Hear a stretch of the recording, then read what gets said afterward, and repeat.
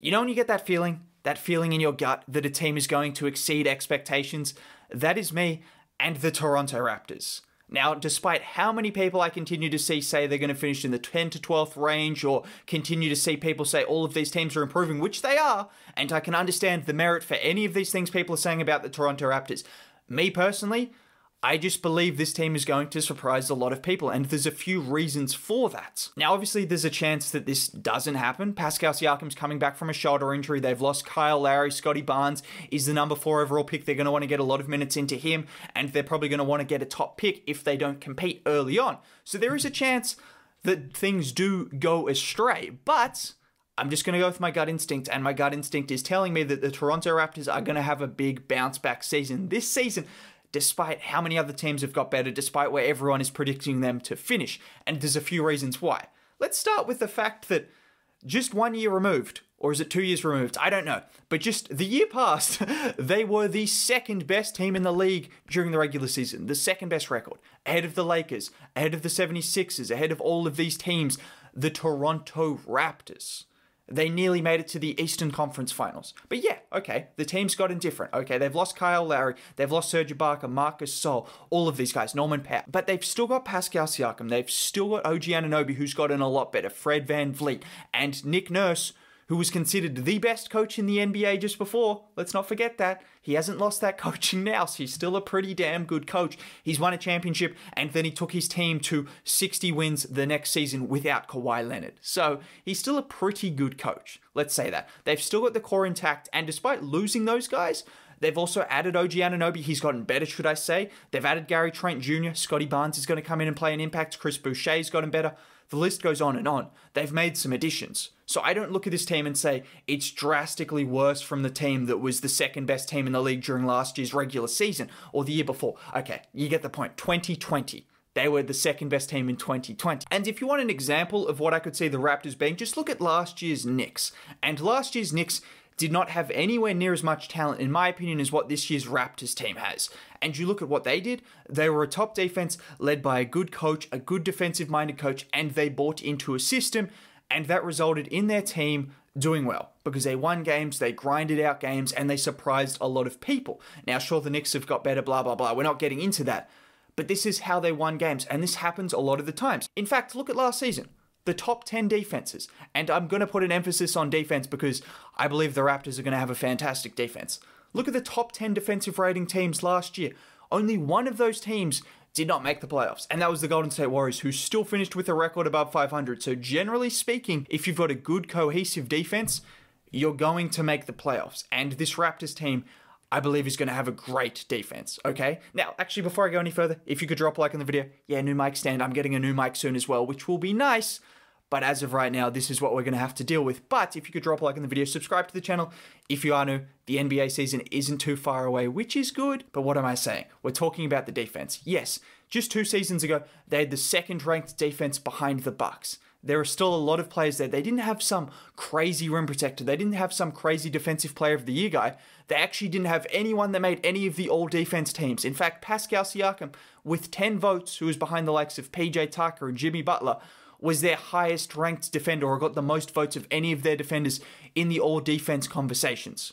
So this wasn't a team that had one standout defender. This was a team that was led by a good coach, a good system, and some versatile defenders that, keep in mind, are still there. Fred VanVleet, who had a great defensive season, is still there. OG Anunoby. If you've watched any of the videos, I don't need to go into depth. 1 through 5, one of the best defenders in the league, switchable, versatile, locks up players regularly. It doesn't matter who, it doesn't matter when, he's going to get the job done. So OG Anunoby is the star defender, and I believe he's only going to get better. But then Pascal Siakam is also a very good defender. As I said, Fred VanVleet. Gary Trent Jr. was Portland's best defender just 2 years ago. In the bubble, he was their best defender. He was their go-to guy. So he's switchable, and now you've got a center. So let's talk about why they're going to get better, because you look at this team and they went from the second-ranked defense to the 15th-ranked defense. Why was that? My Australian brother. Yes, sorry. I talk about it every time, but it's worth noting. We're not going to go into too much depth, but Aaron Baines was a traffic cone on defense.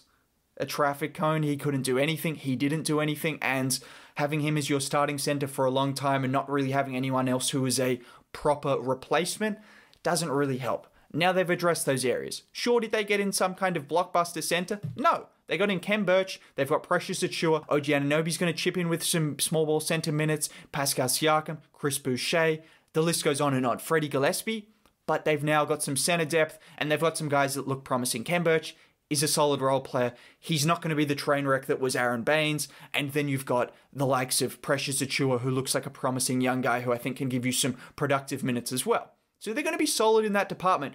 And this is a team that doesn't really need some anchor to help their defense because you've got all of this switchability and you've got a coach and you've got a system. That's why I'm so high on this defense. To have all of the things that went wrong. Look at the Raptors roster and you could pick out any player from last year. They missed 20 games. They missed 20, 30 games. Pascal Siakam, OG Anunoby, Fred VanVleet, they missed 20 games. Kyle Lowry, it doesn't matter. Any of those guys, they missed a ton of games. They weren't playing at home. Anything that could have went wrong for Toronto last season went wrong, and they were still an average defense. They were still an average defense with all of those things going wrong. So all of a sudden you bring in a capable center and a capable center rotation. OG takes another leap. Gary Trent Jr. is a good defender, and if they stay healthy, as opposed to having players miss pretty much every second game last season, how is this not going to be a top 10 defense? Tell me how you're looking at a team. Oh, they also brought in Scotty Barnes, who most people think is the most ready and versatile defender in the draft? Tell me how this isn't going to be a top 10 defense when they were an average defense last year with pretty much everything that could have gone wrong going wrong. So that's where the calling card's going to be for me. And as I said, when you're a top 10 defense, you're generally going to make the playoffs. So that is my first point of emphasis for the Toronto Raptors. The defense is going to be good, and that's what I believe they're going to make their names for themselves again. But also looking at the offense, you can't be a terrible offense.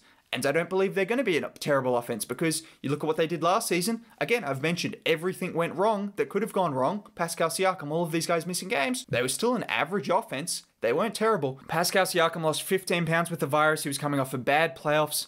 Not to mention, these guys were also coming off a short turnaround. We used that excuse for the likes of the Lakers and the Celtics and the Heat. But a lot of people didn't use that same excuse for the Raptors team that went 7 games with the Celtics team the series before it nearly made the Eastern Conference Finals. So there were a lot of guys like Pascal Siakam that had long playoff runs and a short turnaround. So he missed games, he had the virus, he lost weight, and although he's dealing with a shoulder injury, I do believe he's going to come back better. OG Anunoby's taking another leap. He was a lot better in the second half of the season, and I expect that to continue. That's only going to get better. Gary Trent Jr. comes in. He wasn't great towards the end of the season. That was kind of just whatever. But we saw his potential. We've seen his potential. He's hopefully a high-volume three-point shooter on a good percentage as well. And that's what it comes down to with this Toronto Raptors offense. They don't have some kind of amazing star-level offensive player. It's going to be similar to what they do on defense, just at a lower level, but it's going to be a lot of guys chipping in at different levels. You can have OG Anunoby who can cut and shoot the three ball and create for himself a little bit more now. Fred VanVleet's going to initiate a lot of offense. Gary Trent Jr., Pascal Siakam. You're going to have these guys doing a little bit of everything, but also the team is going to kick the ball around and they're hopefully going to shoot the ball at a high clip. Because if you look at the last 2 seasons, their calling card on offense has been their three-point shooting. That's where they've really had their bread and butter. It's been shooting the three ball at a high volume and at a high efficiency. And you look at the moves they made. Gary Trent Jr., good three-point shooter. He was fantastic in Portland. They brought in Svi Mykhailiuk, which I actually really like that pickup. I watched him in Detroit. I believe he can be a guy that gives you 20 minutes a night off the bench and shoots 40% from 3. That's what he can be. He can come off screens. He can be a consistent three-point shooter. I do believe in Svi Mykhailiuk. And they also brought in Goran Dragic. This is one of the more underrated parts of the Raptors team when it comes to offense. So we already know they've lost Kyle Lowry, but you're replacing him with someone in Goran Dragic, who's only coming off a season in which he averaged 13-4, not too impressive, but the year before that, in the bubble, well, he was one of the best players. At times, he was the Miami Heat's best player during their run to the finals. And then he had an injury, and then he had a short off season, and that's what led him to having a pretty bad season. And there were the quotes that came out, him saying, oh, he didn't really want to be in Toronto. That was actually taken out of context. I read the article. Basically, he was saying that he was settled in Miami, and he'd been there for 7 years with his family, so he didn't really want to move. So that was kind of taken out of context, but he's a professional. If he goes to Toronto, he's going to play. Or if he doesn't play, he's going to get traded. They're not going to buy him out. I don't see that happening happening. It doesn't make any sense to me because he's still ready to contribute and he's only 1 year removed from being one of the best players on a Heat team that surprised everyone. Goran Dragic is going to come off the bench, be a good three-point shooter, be a good distributor, be a good playmaker, be a good creator. You're getting this guy as well. He fills a lot of that Kyle Lowry void, funnily enough. Different players, not as good, obviously. I'm not saying that. And also, you don't need to rely on him to start every game because he doesn't expect to start every game. Now you've got Gary Trent Jr., Fred VanVleet can step up. I'm looking at this offense, and I don't think it's going to be groundbreaking. Don't get it wrong. I'm not coming on here and saying this is going to be one of the best offenses in the league. It's not, but it could also be an average offense.